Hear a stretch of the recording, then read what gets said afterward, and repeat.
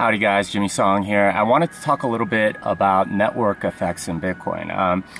There's this mistaken notion that there's only really one network effect, and that's based on medium of exchange. And this one's fairly easy to understand. The more merchants that accept Bitcoin, the more users there will be in terms of paying for stuff in Bitcoin, and that will lead to more merchants and more people paying in Bitcoin and so on. And there's some truth to that. I mean, certainly this is what happened with credit cards in the 70s, for example. A lot of people started paying in credit cards, more merchants accepted it. It got to a point where a lot more people wanted to pay with credit card.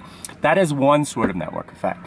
The other one that a lot of people seem to not want to acknowledge is the store of value network effect. And this is something that is a little more subtle, but it's absolutely a network effect that exists in Bitcoin. So for example, when you have something scarce and people desire it, a lot of people give it value. So for example, a Picasso painting is worth a lot of money to a lot of people.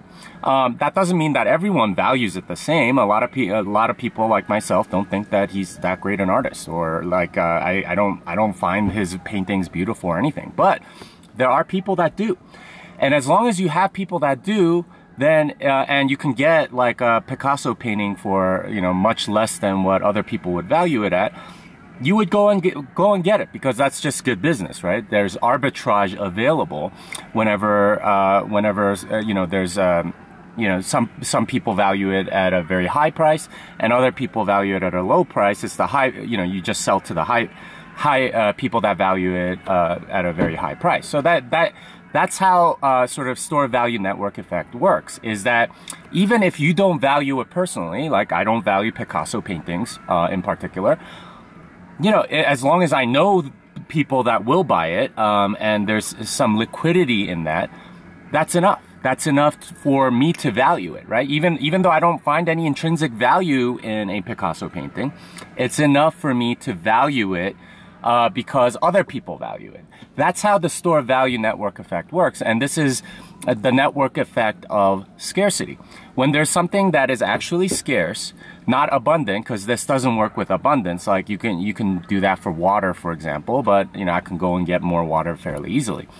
But when you have this for something that other people value, then it becomes something. So there will come a point where so many people value Bitcoin just for what it is, that there will be people that are saying, okay, well, I don't value Bitcoin personally, but enough other people value it that I am willing to take it because I can go and liquidate it and get whatever I want with it. And that's what store value network effect is, and that's something that's very important to know and part of Bitcoin's value proposition.